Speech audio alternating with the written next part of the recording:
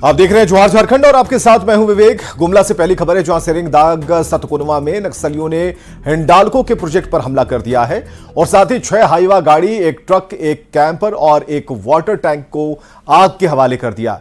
यही नहीं, एक गाड़ी को बम विस्फोट कर उड़ाया गया है। माओवादियों ने घटनास्थल पर पर्चा भी छोड़ा है और मजदूरों को काम बंद करने की चेतावनी दी है। गुमला पुलिस इस घटना में शामिल माओवादियों की तलाश कर रही है। माओवादियों के बहुत दिन से नहीं जानत रहे, इली आसपास आवत रहे आगे, लेकिन कुछ दिन में पता नहीं लागत रहे। ऐसा नहीं है आग आग में लगाया तो हम लोगों का कैसे काम करे के डर लगा।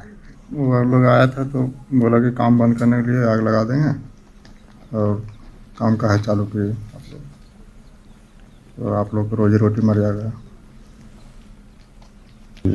8 को गाड़ी में आग लगा दी, बम भी फटा दिया 1:30 बजे रात को।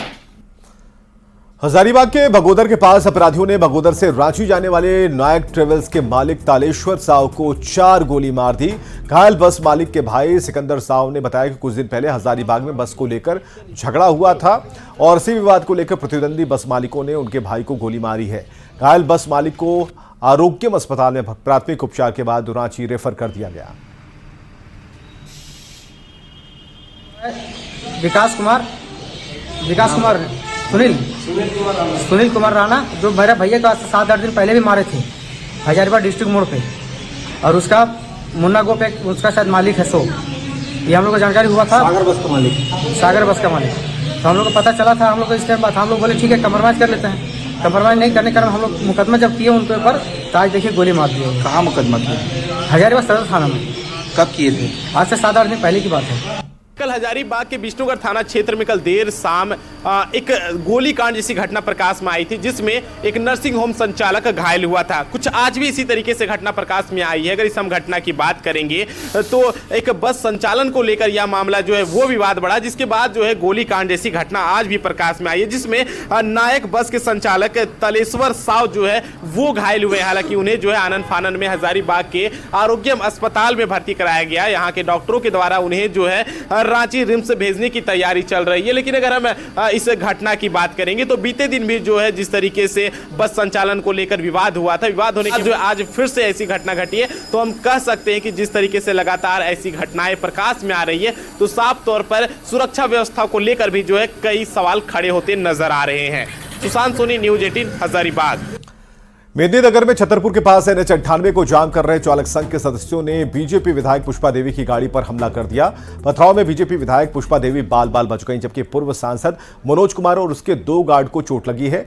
दरअसल हिट एंड रन कानून के खिलाफ चालक संघ ने NH-98 को जाम किया था और इसी दौरान बीजेपी विधायक पुष्पा देवी वहां पहुंची तो उनकी गाड़ी पर हमला कर दिया गया और इस घटना के लिए बीजेपी विधायक ने राज्य सरकार को जिम्मेदार माना है। तड़ जो लग रहा है कि गोली चल रहा है, फायरिंग हो रहा है, उस तरह तड़ मार रहा है। गाड़ी का हाल देख लीजिए ना, अगर हम वहाँ जाते तो हम लोग के जान गया था ना। यानी पुलिस जानबूझ करके आप लोग का जान जानबूझ के अति कर रहा है कि ऊपर सरकार से ये लोग का निर्देश है। पुलिस प्रशासन के रोकने के लिए सरकार से डायरेक्ट आती है, ये जान जाइए। इस पर सरकार के जवाब देगी। जंगल राज तो है, इससे और क्या बड़ा प्रमाण है कि पूरा छतरपुर शहर दिन भर हाईजैक रहा, कहीं कोई प्रशासन ना, कहीं कोई चीज नहीं। हम लोग तो सुबह से देख रहे हैं। धनबाद रांची रेल लाइन पर 5 साल बाद 10 जनवरी को फिर से डीसी ट्रेन दौड़ने वाली, इससे कोयलांचल में खुशी है। गिरिडीह के सांसद चंद्र प्रकाश चौधरी ने इस ट्रेन को हरी झंडी वो दिखाने वाले हैं। दरअसल DGMS महानिदेशक प्रभात कुमार ने हाल में डीसी रेल लाइन पर भूमिगत आग के खतरे की आशंका जताई थी और इस पर बागमारा के बीजेपी विधायक डुल्लू महतो ने कहा कि कुछ लोगों को डीसी ट्रेन की रफ्तार पच नहीं रही, इसलिए वो DGMS से जानबूझकर ऐसा बयान दिलवा रहे हैं। हूं कि अगर डीसी बंद हुई तो सारे ट्रेन, सारे मालगाड़ी भी जितने हैं वो अपने आप बंद होगा, इसका मतलब। मगर हम लोग ऐसा किसी कीमत पर, केंद्र सरकार का मानसा है ना हम लोगों का मानसा है। हम लोगों का मानसा है, केंद्र सरकार का स्पष्ट मानसा है कि किसी भी कीमत पर ये लाइन बंद नहीं होगी और सारे ट्रेनें इस पर चलेगी। और जो आग का हवाला जो DGMS द्वारा दिया जा रहा प्रभात कुमार जी के द्वारा, उसमें क्षमता नहीं है। कौन सी का पढ़ाई पढ़ा है कि वो आग को रोक नहीं सकता। आग धनबाद में ईडी की दबिश लगातार जारी है। हरियाणा में INLD के पूर्व विधायक दिलबाग सिंह के तार धनबाद से जुड़ रहे हैं। पूर्व विधायक के रिश्तेदार बिन्नू सरदार के बैंक मोड़ के सुपरमार्केट बिल्डिंग के पास स्थित ठिकाने पर ईडी ने कई घंटे तक छापेमारी की। हालांकि अभी तक दस्तावेज और संपत्ति के बारे में कोई जानकारी सामने नहीं आई है। और कोडरमा पुलिस ने भारत माइक्रो फाइनेंस कंपनी और मुथूट फाइनेंस कंपनी के कर्मचारी से लूटपाट की घटना का खुलासा कर दिया। पहली घटना 30 अक्टूबर और दूसरी घटना 3 जनवरी को हुई थी। दोनों मामलों में कोडरमा पुलिस की 35 सदस्यीय SIT ने मास्टरमाइंड समेत 7 आरोपी को पकड़ लिया है। साथ ही 1,27,000 कैश, 7 मोबाइल फोन, 4 बाइक और 1 कार जब्त की गई है। इस घटना का उद्भेदन किया गया है और इस कांड में संलिप्त 7 अपराध कर्मियों को गिरफ्त में लिया गया है और इन्वेस्टिगेशन जारी है और टीम के द्वारा कड़ी मेहनत करके इसे इन लोगों को गिरफ्त में लिया गया है। मैं बताना चाहूँगा कि हमारी जो पूरी टीम है वो 4 दिन 4 रात से लगातार जग रही थी। उसके बाद ये बड़ी सफलता पुलिस को मिली है। धनबाद के पतरा कुल्ही राजकीय मध्य विद्यालय के प्राचार्य जनार्दन प्रसाद पर छात्रा से शराब पीकर मारपीट का आरोप लगा है। परिजनों ने बताया कि शिक्षक ने छात्रा का नाखून बड़ा होने की बात कर उसकी पिटाई कर दी, साथ ही उससे अश्लील हरकत की।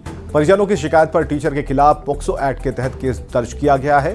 धनबाद पुलिस ने आरोपी प्रिंसिपल को हिरासत में ले लिया है। धनबाद के शिक्षा अधिकारी ने पूरे मामले की जांच शुरू कर दी और साथ ही स्कूल समिति के सदस्यों और छात्रों से भी पूछताछ की गई है। कल एक बुक पढ़ने के लिए दिया था, वो बोली हम नहीं पढ़ेंगे। उसी में सर मारा था उसको। फिर नाखून चेक हो रहा था तो बोल रहा नेल दिखाओ, तो वो बोली नहीं हम नहीं दिखाएंगे। उसी में मारा था। कुछ बोल दी। उसके बाद रोशनी घर गई। घर में मम्मी पापा को अपना बोला क्या क्या नहीं पता। उसके बाद उसका मम्मी पापा आया और क्या क्या बोलने लगा। हम लोग नहीं थे तब चल गए घर। लाइन के सामान लाने कोई मिल गया होगा तो पिया होगा था। हाँ, कभी कदार विवेक करता है सर। वो क्या हम झूठ बोलेंगे? हम हिये के बस पीता है, हम सब चीज पीता है बोले हम यहाँ आता है। तो वही बोला डांटा। देखिए मास्टर है, गुरु तो थोड़ा सा छुबे करेगा, मारबे करेगा। थाना वाला का तो मास्टर है खुदे आपने फोन किए, आए ले गए। तो अभी कहाँ है मास्टर साहब? तो वही थाने में। प्राइमा फेसिया मुझे जो लगा कि उस दिन जो बच्चे को कुछ पढ़ने को दिया गया था, एक छोटी सी किताब जो कि ऑलरेडी में भी बच्चे थी वो पढ़ ली होगी, तो उसको फिर से पढ़ने के लिए दिया गया होगा। तो मैं भी वो बच्चे पढ़ना नहीं चाह रही थी। तो उसी संदर्भ में सर ने, बच्चों ने जैसा बताया, सर ने बहुत ज़्यादा मारा नहीं, बस पीठ पे शायद एक छोटा सा किया होगा, जिसको मार नहीं बोलते बच्चों के अनुसार। ये बहुत ज़्यादा वो नहीं था, शराब पी के कभी नहीं आए थे। इसका जाँच का विषय है, मे भी उनका मेडिकल जाँच भी हो रहा है, तो क्लियर हो जाएगा। ऐसा कुछ नहीं है कि कुछ छुप जाए। झारखंड के सहायक पुलिसकर्मी अपनी मांगों को लेकर फिर स्कूल बंद हो रहे हैं और इन पुलिसकर्मियों ने वेतन वृद्धि और आरक्षी प्रतियोगिता में रिजर्वेशन की मांग को लेकर 15 जनवरी से आंदोलन का ऐलान कर दिया है।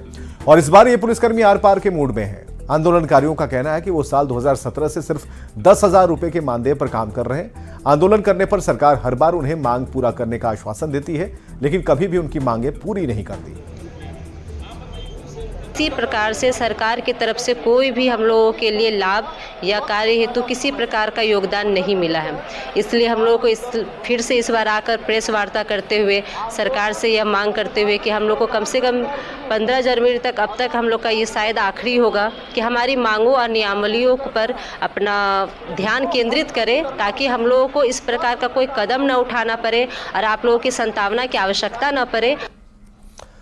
जमशेदपुर के अग्रवाल दंपति ने बिल्डर भोलाराम पर मारपीट का आरोप लगाया है। अग्रवाल दंपति ने 4 साल पहले बिल्डर से फ्लैट खरीदा था, लेकिन अब तक उन्हें कार पार्किंग नहीं दिया गया। जब भी वो पार्किंग की मांग करते हैं, बिल्डर और उनके बेटे उनके साथ मारपीट करते हैं। पीड़ित अग्रवाल दंपति ने जमशेदपुर दौरे पर आए राज्यपाल से मुलाकात की और उनसे पार्किंग दिलाने की गुहार लगाई और इस पर राज्यपाल ने डीसी और एसएसपी से मामले में त्वरित कार्रवाई करने को कहा।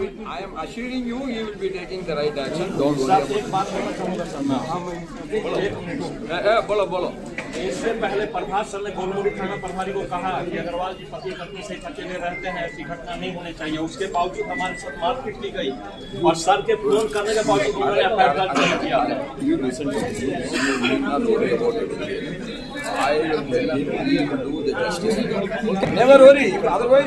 मैंने एक फ्लैट खरीदा था 4 साल पहले हमें कार पार्किंग दी गई थी। कार पार्किंग 2 बंदों को दी गई थी और हमें भी दी गई थी। हमारे कार पार्किंग में जगह नहीं बची है क्योंकि ज़मीन मालिक ने उस फ्लैट में नीचे एक दुकान टेलरिंग की और एक 2 BHK फ्लैट बना लिया, जिसके कारण पार्किंग शॉर्टेज है।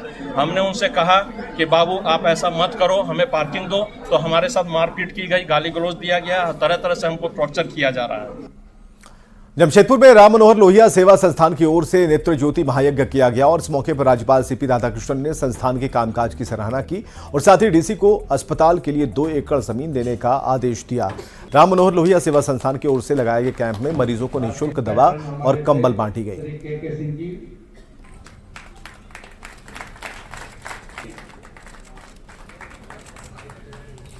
During the war without attaching to any sides of the war, and it has alleviate the sufferings of humanity. These organization activities have increased manyfold.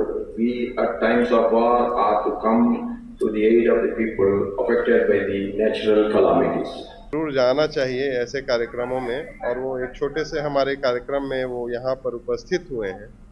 हम लोग के लिए भी गर्व की बात है, और विशेष तौर पे उन्होंने 2 एकड़ जमीन देने की जो बात कही है, मैं निश्चित रूप से मानता हूं कि हमारे जो भी नेतृत्व करता, हमारे जैसे विजय भैया जैसे नेतृत्वकर्ता के नेतृत्व में हम लोग एक बहुत अच्छा, बहुत बड़ा हॉस्पिटल उसमें हम लोग बनाएंगे।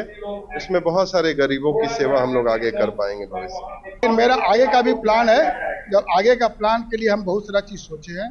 फिलहाल अभी हम लोग बात कर रहे हैं आदित्यपुर गमरिया साइड में कुछ सरकार यदि जमीन मुहैया कराती है तो मैं एक छोटा सा अच्छा सा हॉस्पिटल खोलूंगा, जिसमें जो ग्रामीण क्षेत्र के लोग हैं, जिसे कुपोषण के रोग भी होते हैं, मैटरनिटी की जो दिक्कत होती है, महिलाओं के प्रसव में जो दिक्कत होती है, मैं उस पर भी आगे सोच के काम करने को सोचूं। इसमें मुझे कुछ सरकार से भी मैं बात नहीं किया हूँ। आपका साल में एक जन ऐसे व्यक्ति हैं जो कि 365 पेशेंट का पूरा खर्चा उठाते हैं।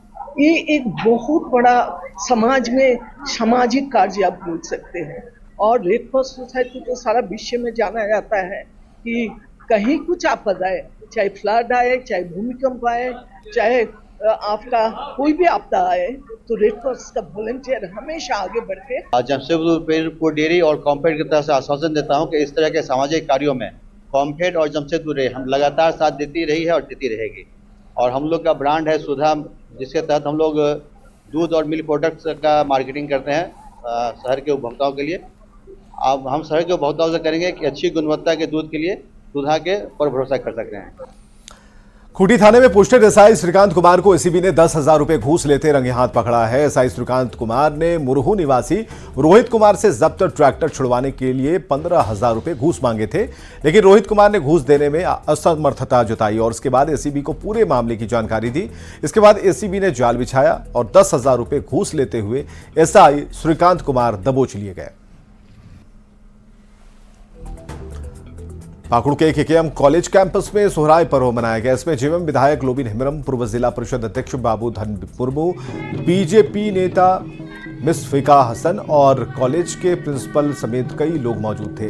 इस मौके पर जेएमएम विधायक लोबिन हेम्ब्रम ने एक बार फिर अपनी ही सरकार पर जोरदार हमला बोला। क्या मिला यहाँ के आदिवासियों को, यहाँ के मूलवासियों को? या तो अभी तक खतियानी नीति बना, स्थायी नीति बना नहीं पाया, नियोजन नीति नहीं बना पाया, पैसा एक्ट लागू हुआ नहीं। उसी का मैनिफेस्टो में तो हम याद दिलाते हैं, तो कहाँ जाएंगे लोग आगे से? एक नीति में रहेंगे। धनबाद के बरवा अड्डा में 1 एकड़ 62 डिसमिल सरकारी जमीन को अवैध कब्जे से मुक्त करा लिया गया और जमीन पर दबंग परिवार ने कब्जा कर लिया था, लेकिन गोविंदपुर के सीओ के आदेश पर हल्का कर्मचारी दिव्या सिंह ने इस जमीन को अवैध कब्जे से मुक्त कराया और उस पर सरकारी बोर्ड लगा दिया। साथ ही जमीन पर अवैध कब्जा करने वालों को नोटिस भी जारी किया गया। जनाबाद सर्वसाधारण की ही भूमि थी। पुराना खाता 58 और नया खाता 198 और प्लॉट संख्या 1675। कुल रकबा 1 एकड़ 62 डिसमिल था। पहले भी आमीन साहब के साथ यहाँ नापी हो चुकी थी। वर्तमान में हम लोग इस पर बोर्ड गाड़ रहे हैं। कुछ अवैध कब्जा है, उस पर हम लोग नोटिस दिए हुए हैं। उसके पेपर को देखकर फिर आगे कार्रवाई की जाएगी। इधर खूंटी के डोंबारी बुरू में शहादत दिवस मनाया गया। इस मौके पर केंद्रीय मंत्री अर्जुन मुंडा ने वीर सपूतों को भावभीनी श्रद्धांजलि दी। 9 जनवरी 1900 में भगवान बिरसा मुंडा अंग्रेजी हुकूमत के खिलाफ उन्होंने आंदोलन की रणनीति बना रहे थे, तभी अंग्रेजी हुकूमत ने वहां जमा कई आंदोलनकारियों की जान ले ली थी। उन्हीं शहीदों की याद में हर साल शहादत दिवस मनाया जाता है। भगवान बिरसा मुंडा को स्मरण करते हुए, उनके चरणों में पुष्प अर्पित करते हुए हम आने वाले भविष्य को, जनजाति समाज, आदिवासी समाज को कैसे हम सब मिलकर के 700 से अधिक समुदाय इस देश में हैं, उनको आगे बढ़ा के ले जा सके, इसलिए मैं यहाँ श्रद्धांजलि अर्पित करने के लिए भी आया हूँ। और आज की तिथि को याद करते हुए हम हमेशा सतर्क, सजग, संवेदनशील होकर के समाज के प्रति समर्पित हों। रांची में अरगोड़ा पुलिस ने टीनेजर्स को नशे का सामान बेचने वाले आरोपी वसुमुद्दीन को गिरफ्तार किया है। एसपी के निर्देश पर कार्रवाई करते हुए आरोपी को 25 पुड़िया ब्राउन शुगर के साथ दबोच लिया गया। कहा जा रहा है कि आरोपी बाइक से गली गली घूमकर नशे का सामान बेचता था। चौक, खास करके हरमू चौक, इमली चौक, भारत माता चौक, अशोकनगर, इन एरियाज में जो लड़के नशे के लत जिनका लगा हुआ है, ऐसे लोगों को ये पहले से ये इनके पास में नंबर जो है वो रहते हैं और ऐसे व्यक्ति जो है आसानी से ये मुहैया कराते हैं। अभी फिलहाल इसके पास से 25 पुड़िया ब्राउन शुगर जो बरामद हुआ है और इसे अभी हम लोग न्यायिक हिरासत में भेज रहे हैं। झारखंड के सरकारी स्कूलों में बच्चों की उपस्थिति बढ़ाने के लिए 11 जनवरी से सीटी बजाओ उपस्थिति बढ़ाओ अभियान शुरू होगा। इसके तहत गांव-गांव में सरकारी स्कूलों के बच्चे खुद सीटी बजाएंगे और अपने साथियों को स्कूल आने के लिए प्रेरित करेंगे। इस अभियान की तस्वीर भी सोशल मीडिया पर पोस्ट की जाएगी। इस अभियान में शिक्षा विभाग के तमाम अधिकारी और कर्मचारी शामिल होंगे। एक सोशल मीडिया कैंपेन करना है 11 जनवरी को। वो कार्यक्रम सुबह 8:30 बजे से 9:30 बजे तक करना है। सभी अभिभावक, मुखिया, अन्य जनप्रतिनिधिगण, एसएमसी का अध्यक्ष, सदस्य, माता समिति का सदस्य, सभी शिक्षा विभाग से जुड़ा हुए सभी सीआरपी, पीआरपी, बीपीएम, बीपीओ, सभी व्यक्ति इसी सोशल मीडिया कैंपेन में जाके प्रत्येक गांव में, प्रत्येक शहर में सीटी बजाते हुए सीटी बजाओ उपस्थिति बढ़ाओ उसका अभियान का अंतर्गत झारखंड के सभी स्कूलों में बच्चों की उपस्थिति बढ़ाने के लिए एक रोचक प्रयोग है। यह एक बहुत अच्छी पहल है जिसमें स्वयं बच्चे ही लीड लेते हैं और बच्चे सीटी बजाते हैं, अपने मोहल्ले में पढ़ रहे अन्य सहपाठियों को सूचित करते हैं कि स्कूल का समय हो गया है और चलो साथ में स्कूल चलते हैं। बीजेपी ने गांडेय में उपचुनाव नहीं कराने की मांग की है। बीजेपी के प्रतिनिधिमंडल ने रांची में राज्यपाल सीपी राधाकृष्णन से मुलाकात की और साथ ही उनका ध्यान झारखंड में चल रही सियासी हलचल की ओर दिलाया। राज्यपाल से मुलाकात के बाद बीजेपी के प्रदेश अध्यक्ष बाबूलाल मरांडी ने कहा कि जेएमएम विधायक सरफराज अहमद से जानबूझकर इस्तीफा दिलाया गया। अब जबकि वर्तमान विधानसभा के कार्यकाल में 1 साल से भी कम का वक्त बचा है, ऐसे में उपचुनाव कराना गलत होगा। वो जानबूझ करके संवैधानिक संकट को खड़ा करने की वो कोशिश कर रहे हैं और इसलिए आप सबने देखा कि पिछले दिनों उन्होंने एक विधायक गांडे से सरफराज अहमद जी को रिजाइन कराया। बड़ा अफरा तफरी थी कि उन्होंने विधायकों को भी बैठक में बुलाए, लेकिन हम सब ने कह दिया था कि भाई चूंकि अब 1 साल से भी कम समय बचा हुआ है और ऐसे स्थिति में चुनाव हो नहीं सकता है और आप तो सुप्रीम कोर्ट का भी कल के जो वर्डिक्ट आ गया है, अब ये चुनाव संभव नहीं है और हम कहेंगे कि 1 साल तो छोड़ दीजिए, झारखंड में तो 1 साल से भी कम समय और कम समय यहाँ तक कि क्योंकि दिसंबर में चुनाव होना है तो सितंबर अक्टूबर में ही आदर्श आचार संहिता लग जाते हैं, यानी चुनाव की जो प्रोसेस है वो पहले ही शुरू हो जाता है। अगर उस हिसाब से जोड़ेंगे तो मुश्किल से 7-8 महीना का समय बचा हुआ है। रांची में रिम्स के हॉस्टल में बाइक रखने पर रिम्स प्रबंधन ने सख्ती दिखाई है। दरअसल करार के बावजूद 14 से 15 मेडिकल स्टूडेंट्स रिम्स के हॉस्टल में न सिर्फ बाइक रख रहे थे बल्कि धड़ल्ले से उसका इस्तेमाल भी कर रहे थे। इस पर रिम्स प्रबंधन ने सख्ती दिखाई है और उन मेडिकल छात्रों के अभिभावकों से हॉस्टल में रखी बाइक जल्द से जल्द ले जाने को कहा है। 15 बच्चे होंगे जो बाइक रखे हैं, तो सभी को आदेश था कि उसने एफिडेविट दिया था कि बाइक नहीं रखना है। ठीक है, तो आप वो तो नियम के विरुद्ध जा रहे हैं आप, तो आप जो भी बाइक रखे हैं उनको फ़ाइन लगेगा, और फाइन लगेगा और बाइक को भी यहाँ से ले जाना है। पेरेंट्स आए थे, बोले हैं कि हम लोग बाइक लेके चले जाएंगे यहाँ से। और खबरें लगातार जारी हैं, बने रहिए हमारे साथ।